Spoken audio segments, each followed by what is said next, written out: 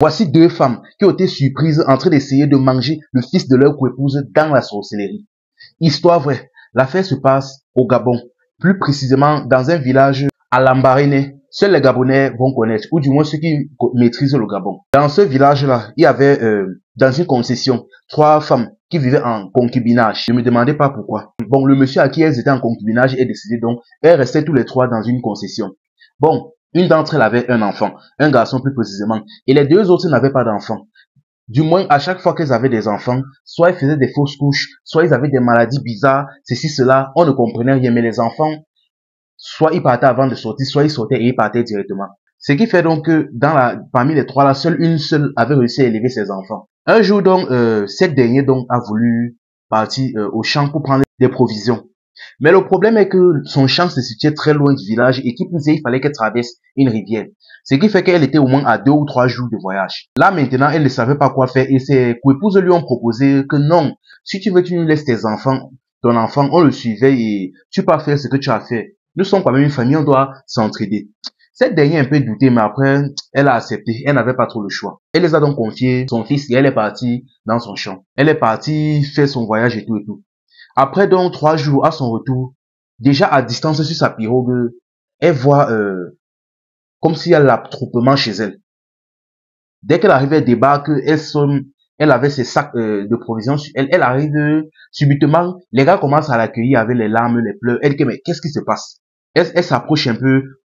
Ses coépouses lui expliquent que quand elle est partie là, son enfant a eu la fièvre, ceci, cela, et il est décédé. Et elle dit que il est décédé. Hein. Elle a dit que ok. Elle dit qu'il n'y a pas de souci. Dès qu'elle a dit ça, tout le monde a été surpris là-bas. Ils ont regardé, on dit que mais pas de souci comment? On vient d'annoncer que ton fils est décédé. Comment tu peux dire pas de souci? Elle a dit non, ce n'est rien. Elle est partie dans sa cuisine. Elle a sorti ses sacs de bananes, de macabo, de poissons et tout et tout. Et là, elle s'est mise à cuisiner. Dans la stupéfaction de tout le public, les gars la regardaient comme ça, ils disaient, un s'approche, il dit que mais madame, nous sommes en train de vous dire que votre enfant est décédé. Comment est-ce que vous faites comme s'il n'y avait rien, vous partez cuisiner? Je ne sais pas. Pleurez même, essayez même de chercher le corps, non, je ne sais pas. Elle a seulement dit, il n'y a pas de souci. Là, elle s'est mise à cuisiner. Dès qu'elle a allumé son feu jusqu'à la nourriture était en ébullition, elle a pris une machette et elle a mis en bas du feu. De telle manière que ça a chauffé jusqu'à ce que la machette commence à rougir. Et là maintenant, elle a pris une feuille. Elle s'est levée, elle a pris une feuille, elle a mis sous sa langue. Et elle a pris, il y a un animal au Gabon qu'on appelle le Mugimbi.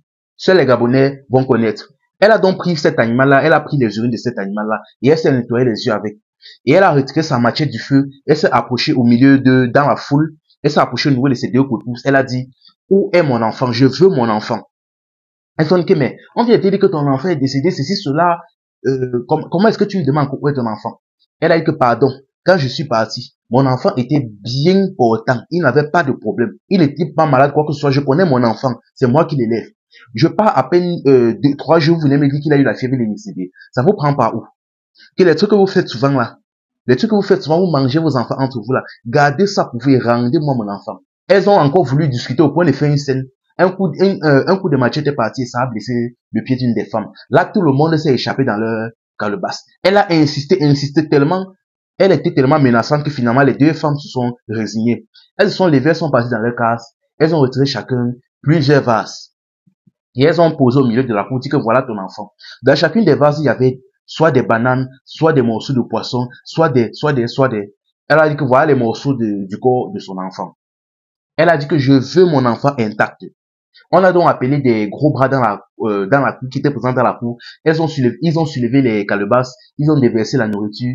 Et comme par magie, comme ça, toute la nourriture s'est reconstituée et ça a formé son enfant. Il s'est levé. Et dès qu'il s'est levé, là, il est parti sur sa mère. Et là, elle a dit que je ne vous dois, que c'est la toute dernière fois, que je ne vous dois absolument rien. Le seul truc qu'on partage ici, c'est qu'on a eu à partager le même mari. Mais là, c'est fini, ça s'arrête d'abord. Je ne vous dois rien. Quand vous faites vos tontines mystiques, vous mangez vos enfants entre vous. Je ne suis pas là, je ne suis pas parmi, je ne traite rien avec vous. Donc c'est la dernière fois, je ne veux plus jamais que vous touchez mon enfant. En fait, ne traitez même plus avec moi dans cette concession-là. Je ne vous dois absolument rien. Dès qu'elle a dit ça, elle est partie. Toujours sur la stupéfaction de tous ceux qui étaient présents à la cour. Chacun était là comme ça, en train de se regarder, voir la scène. Franchement, la famille. Protégez vos enfants. Ne laissez pas vos enfants à n'importe qui. Surtout quand vous devez vous déplacer à de longues distances. Ne laissez pas vos enfants à n'importe qui. Surtout même que là, c'est la période des fêtes. Donc, soyez prudents. Gardez bien vos enfants. Là, c'est la période des fêtes. Donc, des trucs similaires comme ça, il y en aura des masses. Soyez très prudents, la famille. Enfin, bref, c'était Info et Amusement. Ici, on s'informe et on s'amuse. Partagez la vidéo au maximum.